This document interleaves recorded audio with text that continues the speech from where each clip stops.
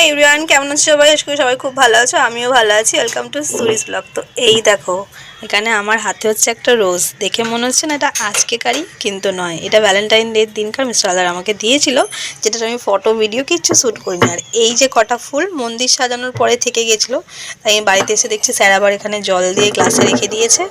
আর আমাকে যে ফুলটা দিয়েছিল সেটা এখানে রাখাই রয়েছে।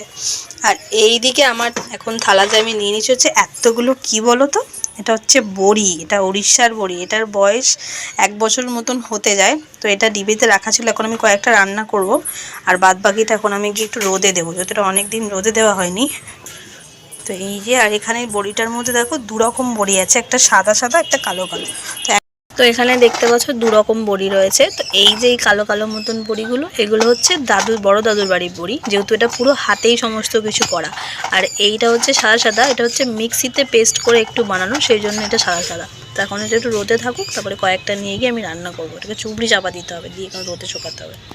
একদম শুকানো সমস্ত কিছু, যেহেতু অনেক দিন থাকলে বড়ি টড়ি একটু রোদে দিলে কি আরও বেশি দিন আর কি ভালো থাকবে। তো তার জন্য এটাকে আমি রোদে যখন একটু রান্না করি তখনই চেষ্টা করি একটু রোদে দেবো।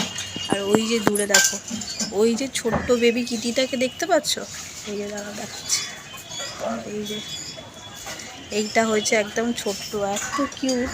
ও এখন ওর মায়ের একটাই ও, ওই জন্য ওর মা ওকে এখন এত আদর করছে। আরে ঘাটটা ভেঙেই যাবে খুশি, ঘাটটা ভেঙে যাবে তো বেবিটার। হ্যাঁ, ওই যে চিংড়ি মাছ ভাজছি এখানে, চিংড়ি মাছ দিয়ে বড়ি দিয়ে, আর হবে হচ্ছে বেগুন আলু দিয়ে তরকারি। আমি কখনো চিংড়ি মাছ দিয়ে বড়িটা ট্রাই করিনি, যখনই করেছি হচ্ছে মাছের ঝোলের মধ্যে বড়িটা দিয়েছি। একটু ফার্স্ট টাইম এভাবে বানাবো, জানি খুব টেস্টি হবে, বিকজ বড়িটা নিজেই খুব টেস্টি। আর চিংড়ি মাছ তো যাতে দেওয়া হবে তার তো টেস্ট আরও দ্বিগুণ হয়ে যাবে। Good evening everyone. তো এখন রেডি হয়েছি, বাবিনকে নিয়ে যাবো হচ্ছে ক্যারাটে ক্লাসে। ওই যে বাবিন রেডি হয়ে গেছে, আমিও পুরো রেডি। আর বিস্কুটের প্যাকেটটা কোথায় রাখলাম?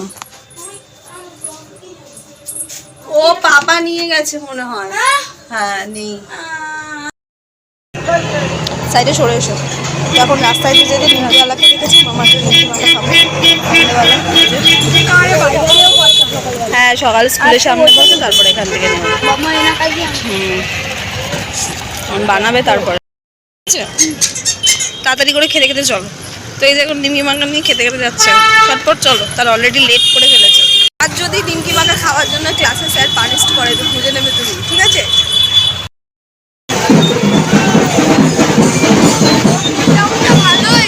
হ্যাঁ, এসেছে স্যার না? আসেন। ছোটো কাজটা কই, এটার মধ্যে রেখেছ? এই তো পেয়েছি। এখন রেডি হচ্ছে, মোটামুটি সবাই চলে এসছে, স্টার্ট হয়ে গেছে ক্লাস। স্কুলের ম্যাম ক্লাস করাচ্ছে, আর একটা জুনিয়র এসছে নতুন একদম। তো এই যে বাবিনের ফিস দেওয়া হয়ে গেল। আর ওদের একাডেমিটার নাম আমি আরেকবার বলে দিচ্ছি, ইনস্টিটিউট অফ ফিজিক্যাল কালচার। এখানে অনেক রকমের অনেক কিছু করানো হয়। চলো এখন মাঠে গিয়ে ওদের টিচারকে দেবো সাইন করার জন্য। তো এখন আর কি, এই 1.5 ঘন্টা চুপটি করে বসে থাকো, আর সবাইকে একটু একটু করে ফোন করে গল্প করো সবার সাথে। দেখি মামাকে ফার্স্ট এখন ফোন করবো। যে সব ছুটি হয়ে গেল, সব বাড়ি যাবে এবার। জলটা শেষ হয়ে গেছে, জন্য ওই মাঠের ভিতরে অ্যাকোয়াগার্ড, সেখান থেকে জল ভরতে, জলটা নিয়ে এলে তারপরে বেরো। আর আজকে ওদের প্রচুর ওয়ার্কআউট করেছি, প্রচুর। মানে সামনে যেহেতু ওদের এক্সাম আছে 1-2 মাসের মধ্যে, স্যার ম্যাম একদম এত প্রেশারে ওদেরকে, সব বাচ্চারা বেরিয়ে বলতে, এই যে গরম পড়ছে না, ঘেমে চান হয়ে গেছে সবাই একদম।